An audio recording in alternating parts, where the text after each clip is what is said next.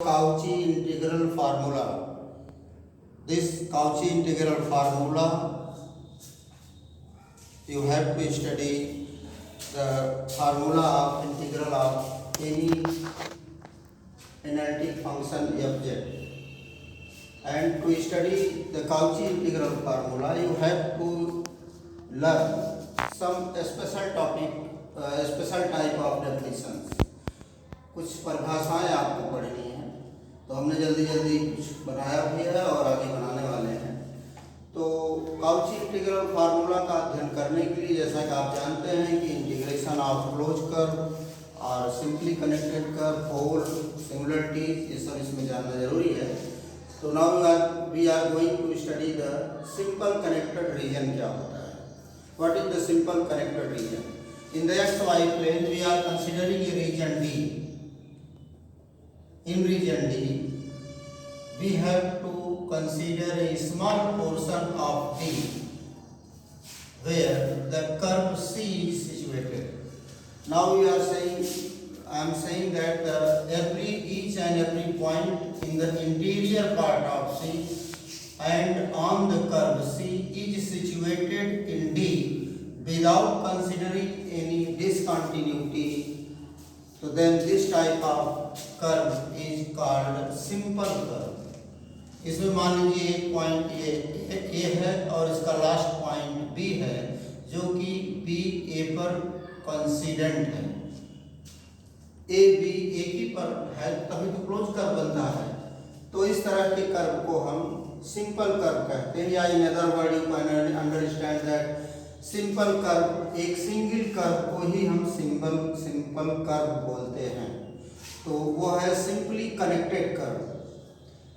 Simply connected curve का एक और अर्थ ये होता है कि इस कर्व पर फ्रॉम ए टू बी तक infinite number of points are connected together by the same rule. There is no discontinuity and this differentiability. Every point पर फंक्शन को हम डिफरेंशिएट कर सकते हैं. You can find the derivative on the curve and the interior part of curve. Then this type of curve is called simply connected. तो इसको simply connected का मतलब ये आपस में तो सभी पॉइंट कनेक्टेड होते भी हैं और ये डिफरेंट रीजन डी के सम पार्ट पर ये सिचुएटेड होता है। इसका मतलब है कि इसके आउटसाइड में भी तमाम पोर्शन के जो पॉइंट्स हैं उनका नेचर और करेक्टर इस कर्व सी के नेचर और फॉल डाउन करने वाले पॉइंट्स के करेक्टर से मेल खाता है, सेम होता है। तो ऐसे कर्व को हम सिंपल कनेक्टेड कर्व बोलते हैं। आइए, you have to study about the multi connected curve. ये मल्टी कनेक्टेड कर्व वो कर्व होते हैं जो एक सिंपल कर्व एक दूसरे कर्व को उसके अधीनस्थ इनक्लोज करता है। Multi connected region is bounded by more than one, यहाँ रीजन नहीं कर्व लिख देते हैं, one curve in region D. तो इसको भी हम इसी तरह एक्स वाई प्लेन में डिसाइड करते हैं कि एक कर्व ये C1 है, इसके अंदर C2 सिचुएटेड है। तो इसमें और भी C3 भी आप मान सकते हैं, C3।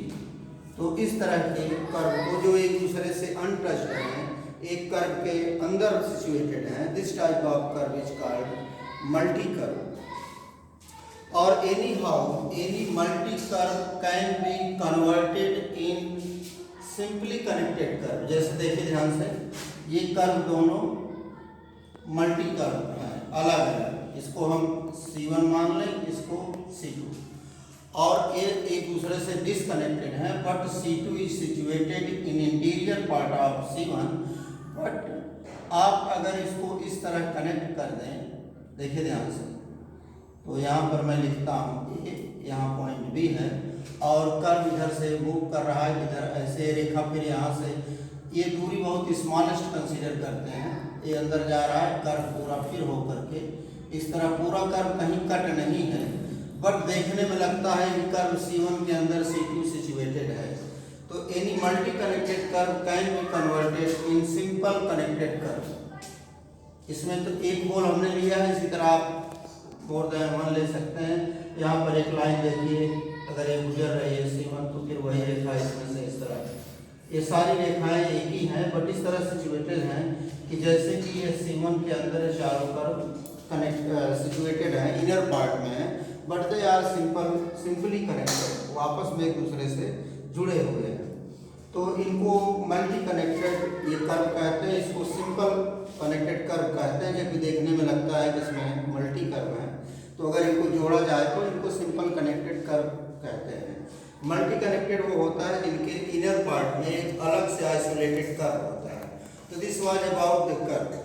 आगे इसमें एक पॉइंट और आपको सीखना है next, single valued and multi valued function. Number 3 है single valued and multi valued function. तो इस तरह चीजें आपने इंटर में बहुत सारी पढ़ चुके हैं। If in any curve choosing the one value of independent variable, if we are getting one value of dependent variable, then that type of function is known as single value। वो परिभाषा यहाँ भी लागू होती है। Let f(z) is equal to z power 2, considering a function complex function f(z) है z square, if z is only x plus iy, then f(z) will be also the one value। But तो यहाँ पर f(z) is equal to z square single जो है value function बोलेंगे, क्योंकि independent variable z की one value के लिए डिपेंडेंट वेरिएबल f(z) की, जो कि यहाँ पर इसे हम w बोलते हैं, एक वैल्यू मिलेगी। तो इसे हम सिंगल वैल्यू फंक्शन बोलेंगे। लेट w, इसको हम 1 लिख के इसको 2 लिख दें, f(1z) and f(2z) is equal to z power half.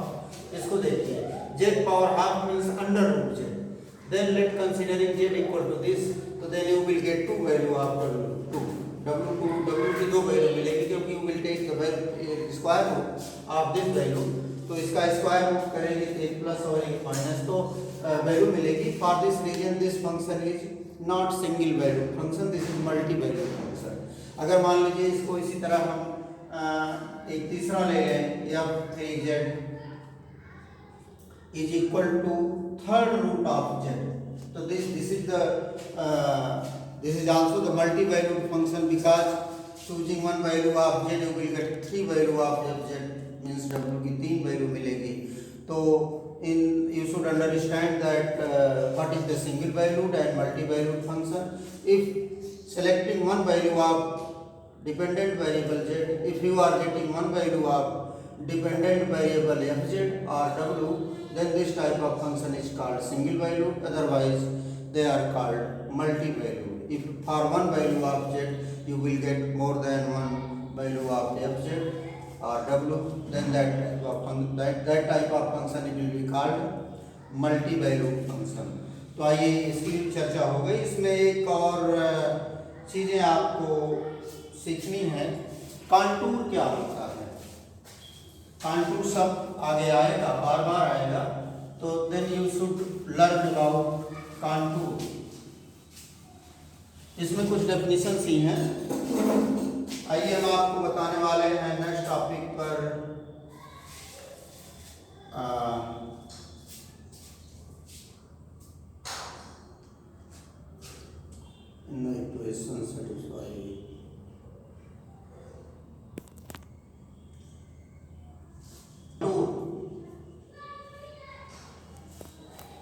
कांटूर एक ग्रीक लेटर है, ग्रीक वर्ड है। कांटूर का मतलब होता है सर्कुलर रीजन। सर्कुलर रीजन केवल एक प्लेन पर ही सर्कुलर नहीं, बल्कि जैसे आप गांव में जानवर को भोजन खिलाने वाली नाद देखी होगी, उस नाद का ये जो एक ओपनिंग होता है वो भी सर्कुलर होता है, और इसका नीचे का पोर्शन भी हाफ हैंड एग के कट्स की तरह गोला भी होता है। तो इसको हम इसके ऊपरी सिरे को, जो कि सर्कुलर हो सकता है, कुछ टेढ़ा मेढ़ा भी हो सकता है, but the curve will be close, तो इस तरह कर्व को हम कांटूर बोलते हैं। If in XY plane initial point of a curve and the final point of curve is coincident, एक दूसरे पर संपाती होते हैं, मिलते हैं, तो इस तरह के कर्व को भी हम कांटूर बोलते हैं। एक इनिशियल, इसे क्लोज कांटूर बोलते हैं। कभी कभी मान लीजिए कर्व न मिले, यहाँ आके अंत हो जाए, लेकिन जहाँ तक नहीं मिल रहा उसका पोर्शन गोलाई में है, तो भी हम उसे कांटूर बोलेंगे। लेकिन अगर वो टच कर जाए initial point and final, then that will be called closed contour. Contour means circular portion of curve, curve का गोलीय आकृति को ही हम कांटूर बोलते हैं। तो एक और इसमें इम्पॉर्टेंट डेफिनेशन है, जरा उसको देखिए, वो है zeros of analytic function. This is the very important zeros of analytic function. किसी analytic function let w is equal to fz is equal to uxy and plus ibxy is analytic function. अगर ये analytic है तो for which value, यहाँ मैं लिखता हूँ let fz equal to this is analytic function for विच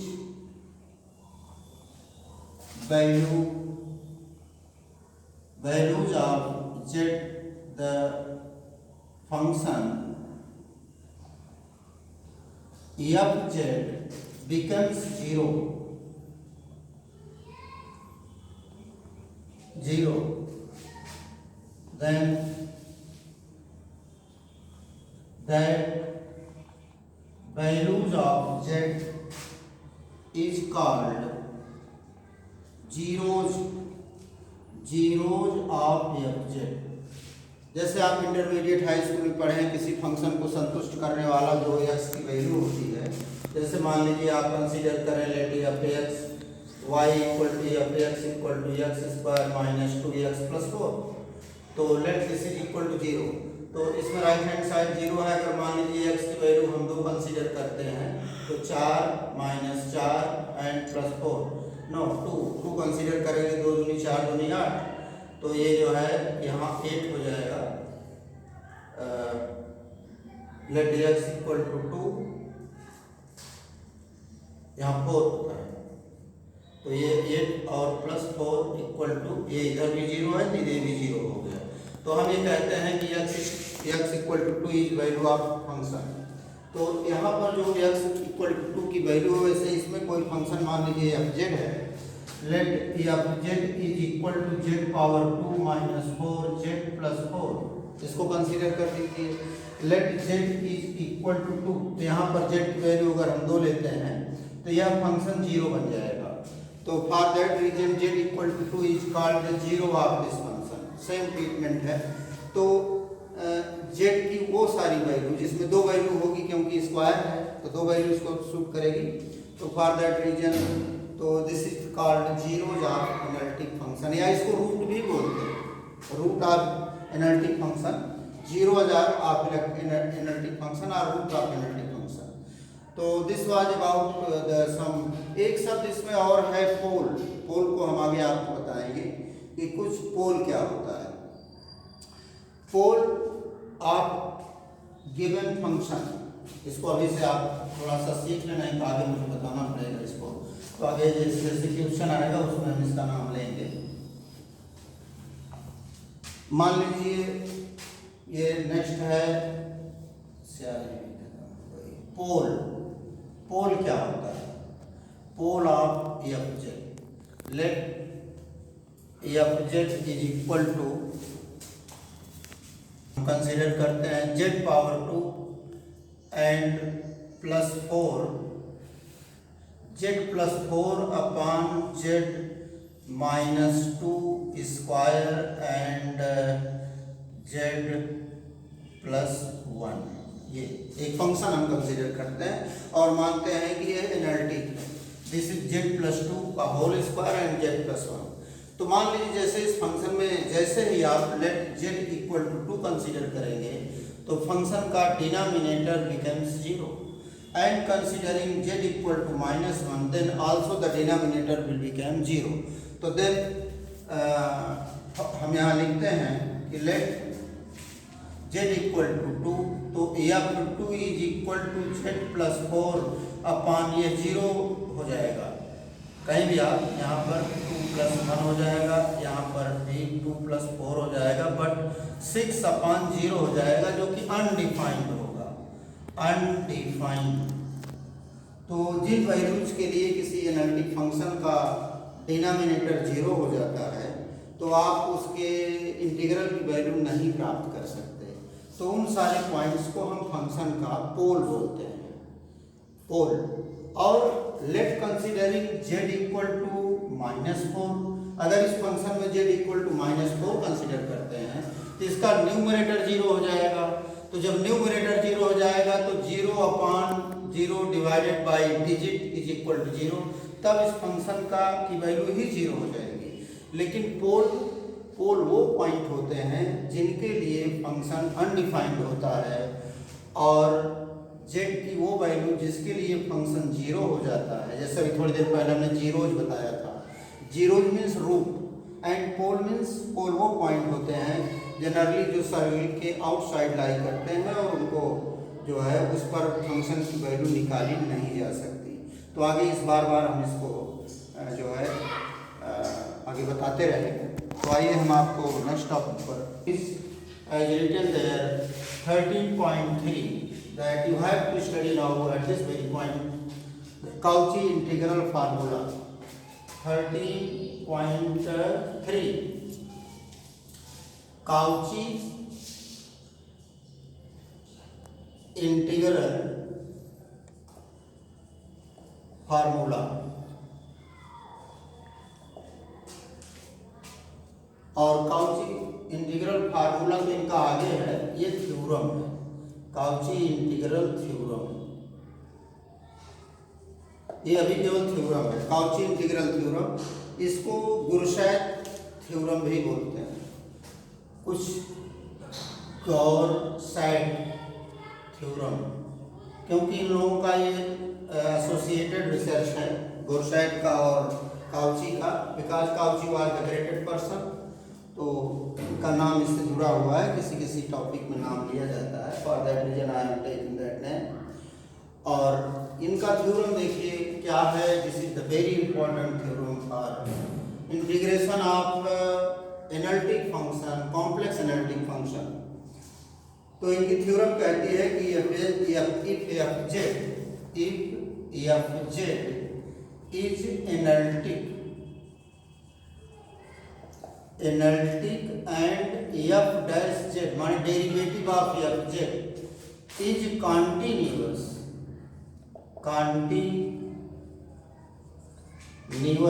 इनका तो कहना है कि f(z) तो एनालिटिक होगा। एनालिटिक होने का मतलब कंटिन्यूअस है and you can find the limit and derivative. वैसे कुछ लोगों का कहना है कि यहाँ पर यह सब जोड़ना कोई जरूरी नहीं होता, तब भी वो थ्योरम सही मानी जाती है, बट यहाँ पर बुक में जुड़ी हुई है इसलिए हम बता देते हैं। इसका विरोध गुरशैट ने खुद किया था कि ये परिभाषा कहना कि f(z) is analytic and f(z) is continuous, ये कहना जरूरी नहीं, क्योंकि अगर वो एनालिटिक है तो खुद कंटिन्यूअस और डेरिवेटिव उसका होता ही है, क्योंकि अगर वो कंटिन्यूअस नहीं है, उसका डेरिवेटिव नहीं मिल सकता, उसे एनालिटिक नहीं बोलते हैं। तो नाउ हम उस विवाद में नहीं चल करके पूरी डेफिनेशन मैं बता रहा हूँ। If f(z) is if f(z) is analytic and f(z) is continuous in region R, किसी डेफिनेट रीजन R में अगर वो एनालिटिक है, मान लीजिए आप रीजन R कंसीडर कर रहे हैं, इसके बीच में यह ए बी लाई कर रहा है और इस रीजन R में from A to B the given curve C analytic, ये क्लोज भी हो सकता है, इसको हम चाहें तो इसको ऐसे क्लोज भी कर सकते हैं। FZ is analytic and continuous in region R. तो ये कह रहे हैं कि inside and on the simple closed curve C, FZ is analytic in region R, in inner side and on the curve C. Then integral, या then तो हम ऐसे लिख देते हैं सीधा सीधा इनका, then integral FZ and DZ over C always will be zero. यह तभी होगा, तो हम जनरल बता रहे थे, यह कर्व ये जीरो तब होगा जब यह कर्व इनका क्लोज होगा, माने इसका इनिशियल पॉइंट ए और फाइनल पॉइंट बी कोइंसिडेंट होगा। तो if FZ is analytic in region R, in inner side and on the close curve, यहाँ तक लिख रहे हैं क्लोज्ड कर्व C, देन तो इनका इंटीग्रल ऑलवेज जीरो होगा, उसे निकालने की कोई जरूरत नहीं है, आप सीधे सीधे उसको जीरो इसकी वैल्यू होती ही है। तो इसका हम आपको यहाँ पर आज हल्का सा प्रूफ देने वाले हैं कि यह होता कैसे सत्य है। आइए हम ऑब्जेक्ट को कंसीडर करते हैं, इसका 1 मिनट का प्रूफ है, कोई ज़रूरत तो है नहीं, but very simple, you should know that. Let FZ is equal to U plus IB and Z is equal to X plus IY, and then let DZ is equal to DX plus I dy। इसको आप integral करेंगे तो then this इसकी value लिखेंगे integral over C, FZ की value आप इसको लिखिए U plus IB into DX plus I dy। इनको जब आप आपस में मल्टीप्लाई करते हैं तो आ जाएगा U dx minus B dy and plus B dx and plus U dy। इसको याद कर लीजिए, ये होता है इसकी वैल्यू ये। तो इसमें हम पिछले सेमेस्टर में आपको एक ग्रीन थ्योरम फॉर प्लेन के लिए ग्रीन थ्योरम आपको बताया था। तो अकॉर्डिंग टू ग्रीन थ्योरम इसकी वैल्यू होती है, यहाँ उस ग्रीन थ्योरम को हम बताने वाले नहीं हैं, केवल उसका हम यूज कर रहे हैं। अकॉर्डिंग टू ग्रीन थ्योरम इसकी वैल्यू जो होती है वो हम लिख करके अपनी प्रॉब्लम्स को आगे बढ़ाते हैं कि this single integral of U dx minus B dy and V dx plus U dy की वैल्यू मैं लिखने जा रहा हूँ। ये होता है माइनस डेल B डेल ये है x and del U del y and dx dy होता है।